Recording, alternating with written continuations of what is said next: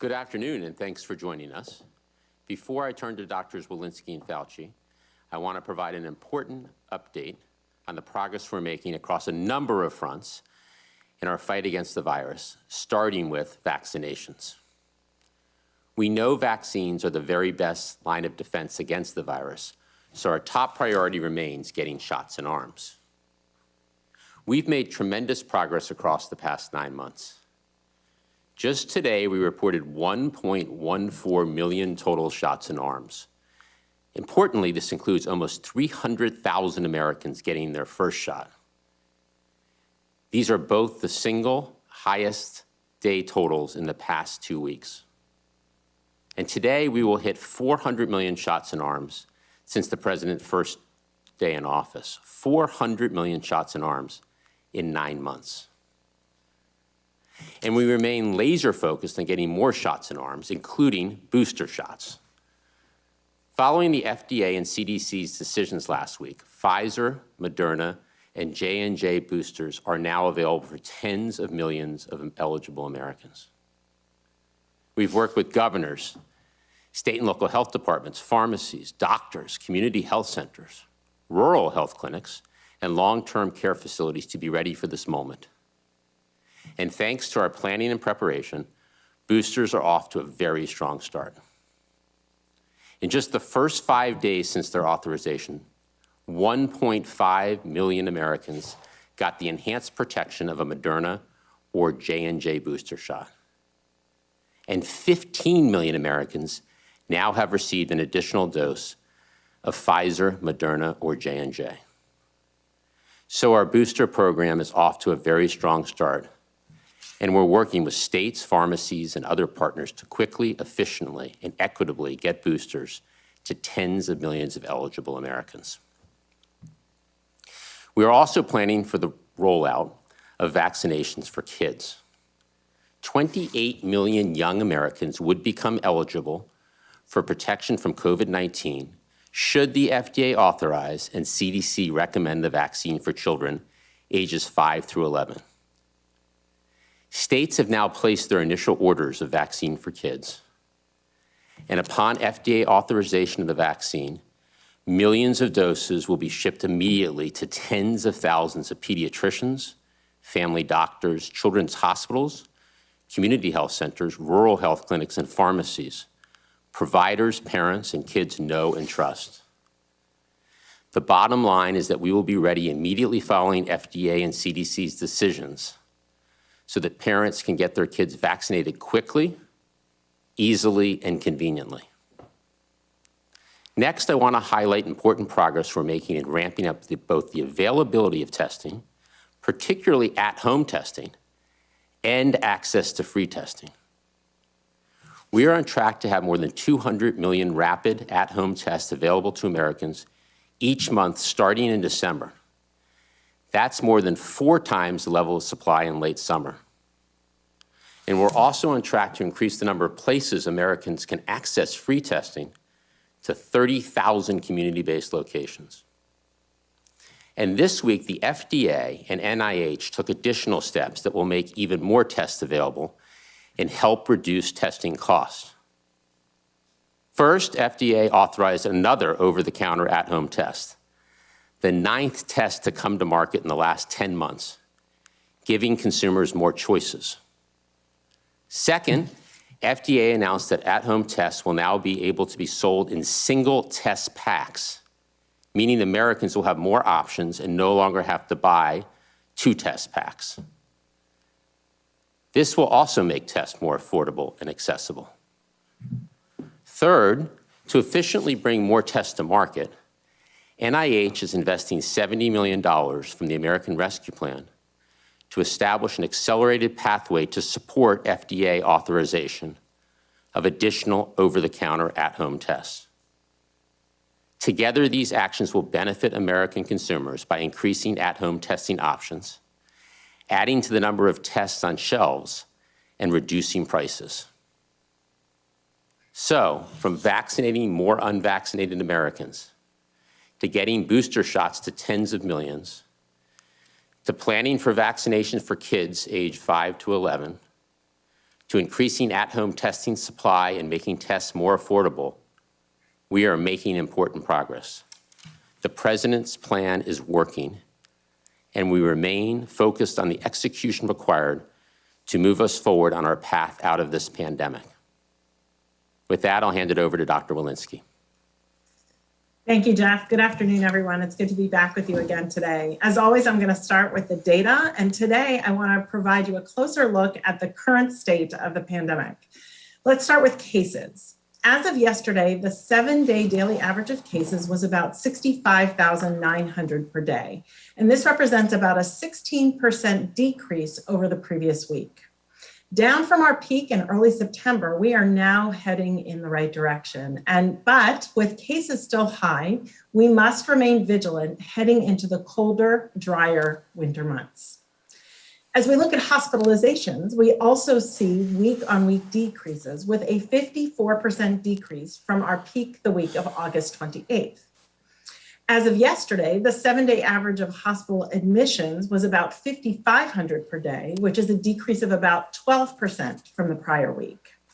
It's important to note that the hospitalization rate among unvaccinated adults is 12 times higher than those who are vaccinated, again demonstrating the power and importance of vaccination. While COVID-19 associated deaths have continued to decline, the 7-day average of daily deaths remains greater than 1,000 per day, with an average of 1,100 reported yesterday. Understanding where we are in the current state of the pandemic allows us to look forward to what is on the horizon and to be clear in our efforts as many people as possible to protect them against COVID-19. This includes protecting our children and understanding the risk that COVID-19 poses to them. The health and well-being of our nation's children is of the utmost importance. As Jeff laid out, the regulatory process is underway to make COVID-19 vaccines available for children ages 5 to 11. And I wanted to step back and take a moment to put some of this into perspective.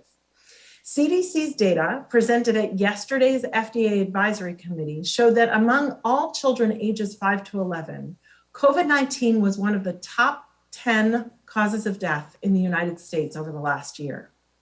Since the start of the pandemic, there have been more than 8,300 hospitalizations among children aged 5 to 11, and there have been 745 deaths in children less than 18.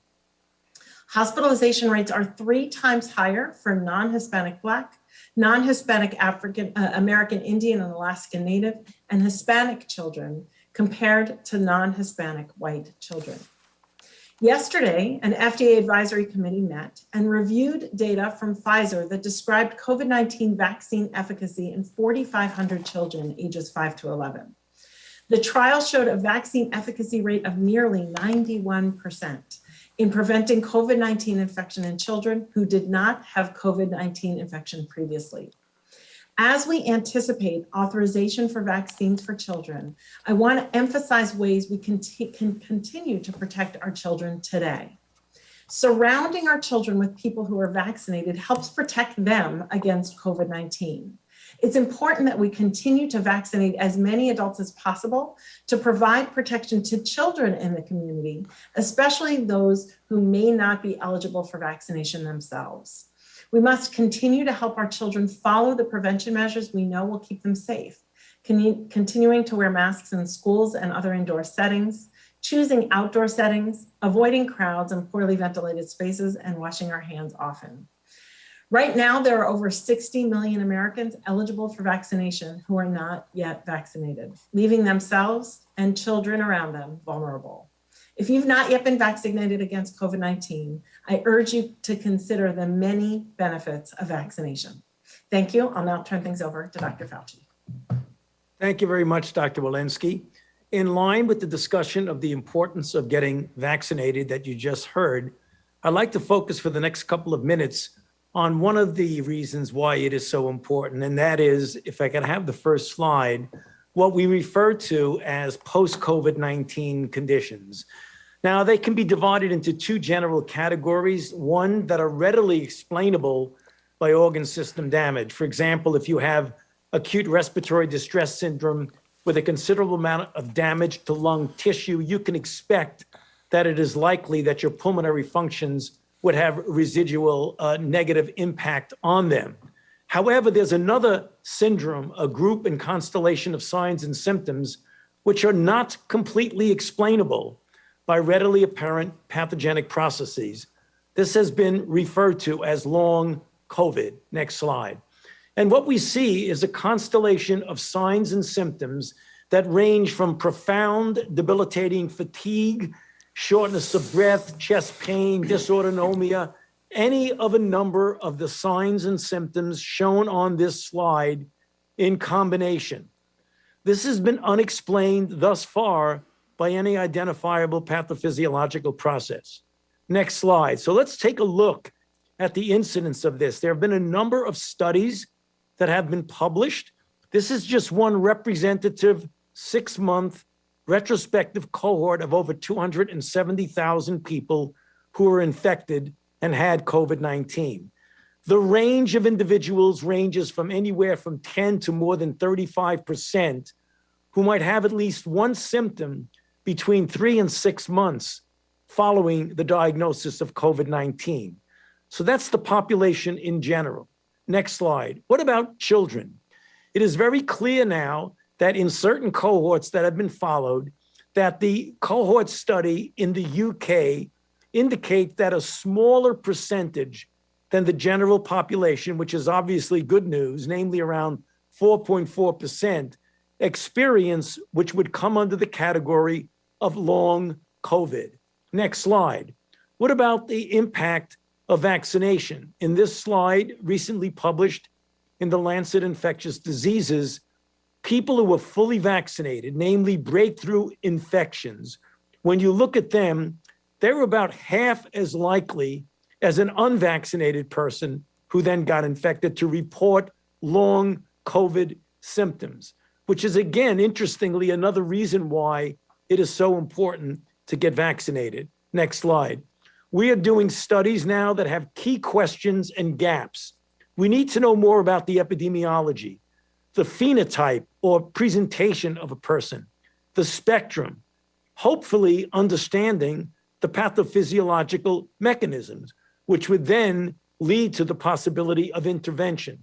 Also, risk factors and finding out interesting questions, whether infection triggers changes in the body that increase the risk of other conditions, such as cardiovascular disease and neurological disease. So on the last slide, what we've been doing right now is putting forth a program which are referred to as Recover, for researching COVID to enhance recovery. It's an initiative that seeks to understand, prevent, and treat the long-term effects. And it is a meta-cohort study, and hopefully over the coming months to a year, we will give us more information made public as to this very perplexing symptom complex. Back to you, Jeff. Well, thank you, doctors. Let's open it up for a few questions. Kevin? Thanks, Jeff. Reminder, one question per person. First, let's go to Joyce Frieden at MedPage Today. Yeah, hi, thanks for taking my question. With the advent of all these increasing numbers of at-home tests, can you speak to the issues around accuracy in terms of false negatives and false positives? Has that been getting better? Yeah, I'm going to see if Dr. Walensky or Dr. Fauci have anything to add, but my understanding is the accuracy of the antigen tests is quite high. When people do receive a positive test, they're recommended to go get a PCR test to have that confirmation of the antigen test, but the antigen testing has proven to be quite sensitive. Dr. Fauci or Dr. Walensky, anything to add? No, I think you said it very well. We are having more tests. I think the thing that's really important is the investment that's being made so that we can have now an average of about 200 million tests per month available, which I think will be very, very important as part of the armamentarium that we use to get control of this. So the testing situation is certainly going in the right direction with regard to the availability of tests. Next question. Josh Wingrove at Bloomberg. Hi there. Thank you for this. Can you give us an update on the Osha rule, or if you have any visibility on when that will kick in, and link to that whether you would consider the supply chain crunch in the determination of when to begin that? Some of the transport companies and whatnot are saying that compliance with this will exacerbate their labor shortage, and I wonder if you have any response to folks saying that. Yeah. Thank you. So on OSHA, the team has been working over at Labor to develop the emergency temporary standard that covers employees with over 100 employees to ensure that workers are fully vaccinated or undergoing testing on a regular, at least one time per week basis. That's obviously critical to help stop the spread in the workplace. As one of the final steps in the process, the agency, Department of Labor, has submitted the text of the emergency temporary standard to the Office of Management and Budget. And while we don't have a specific time to provide today, Josh, the rule will be finalized soon. But we know businesses are already acting, and we've seen major companies and small businesses and other organizations step up each and every day with vaccination requirements. Your second question was about these mandates, the federal mandates, and could they cause disruption to the economy or to the supply chain. To be clear, the requirements for federal workers and contractors will not cause disruption. I think the first part of that is these vaccination requirements, as we've talked about before, work. First adopters have seen very strong compliance, 99% at United Airlines, 99% at Houston Methodist, the health system, which was one of the early movers, 99.5% at Rutgers University. And just yesterday, Tyson's Food announced that they're at 96% of their workers who've gotten vaccinated, with still days to go before their deadline next week. The other piece of this is that vaccination requirements for federal workers and contractors, there's still weeks until we reach those deadlines. And it's important to remember that those deadlines are not cliffs. The federal worker deadline is this 22nd of November, and the federal contractor deadline is not until December 6th. But even once we hit those deadlines, we expect federal agencies and contractors will follow their standard HR processes, and that for any of the probably relatively small percent of employees that are not in compliance, they'll go through education, counseling, accommodations, and then enforcement. So these processes play out across weeks, not days. So to be clear, we're creating flexibility within the system. We're offering people multiple opportunities to get vaccinated. There is not a cliff here. And the purpose, I think most importantly, is to get people vaccinated and protected, not to punish them. So we do not expect any disruptions. Next question, please. Cheyenne Haslett at ABC News. Thank you. Given the concerns expressed about the potential for unknown side effects at yesterday's meeting, and given that cases are falling, as you mentioned, Dr. Walensky, should there still be as much urgency to get kids vaccinated? Dr. Walensky. Thank you, Cheyenne. So, I think there's urgency because we're seeing disease in children. We've seen deaths in children. And we've seen long COVID, as Dr. Fauci demonstrated, in children.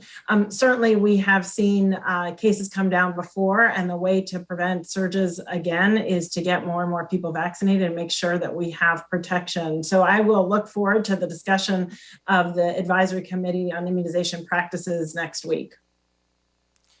Wonderful.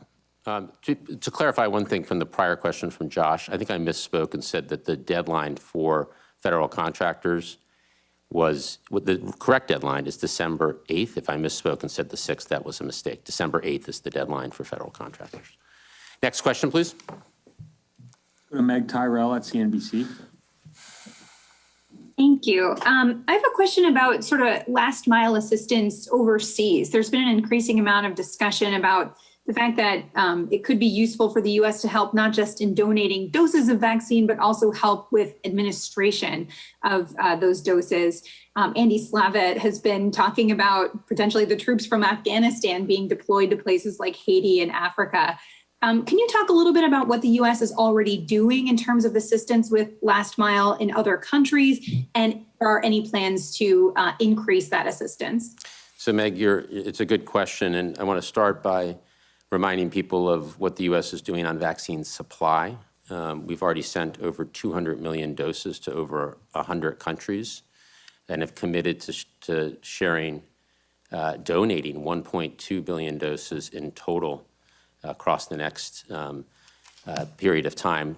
By the end of this time next year, we will have donated more than 1.2 billion doses. You're right to point out that vaccines are not the same thing as vaccinations, and making sure, as we did when we came into office, when there was vaccine supply ramping up, but shots weren't getting into arms, that we are helping countries that need it to make sure that shots get into arms and people are protected. And USAID, other agencies across the U.S. government, UNICEF, and other organizations are helping to do just that. So while we continue to ramp up supply across the world through the U.S. leading the way, having donated now more vaccines to the world than all other countries combined, we do need to continue to focus and make sure that those vaccines become vaccinations and shots in arms.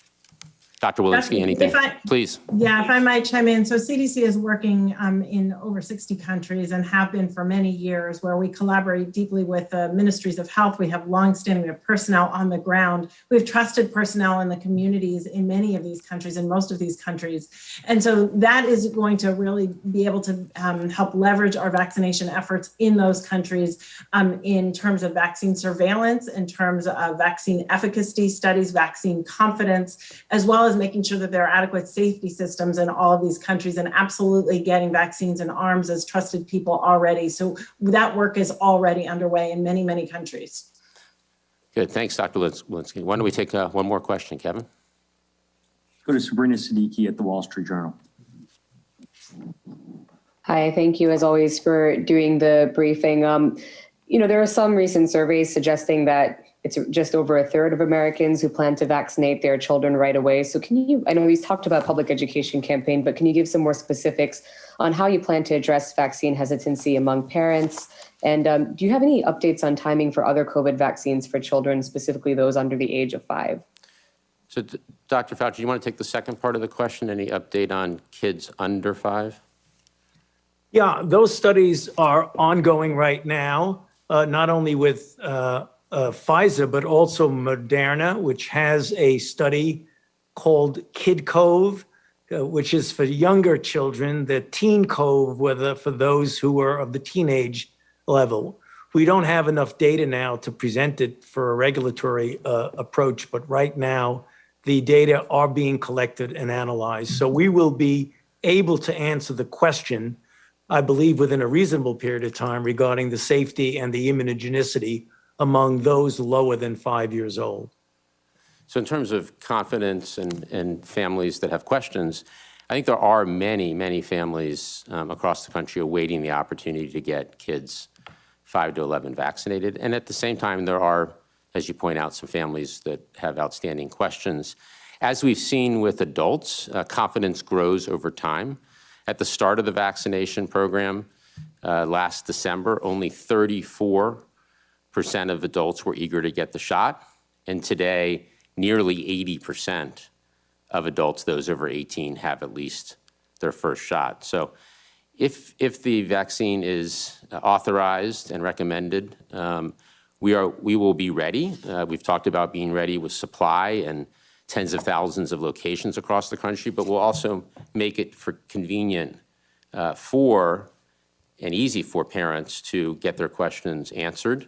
We're building partnerships with the Children's Hospital Association and the American Academy of Pediatrics. The Surgeon General, Dr. Vivek Murthy, is setting up the Parents Leadership Corps, a group of well-known medical experts, including pediatricians and family doctors, trusted parents, and other outside stakeholders who will amplify accurate information online and in media appearances.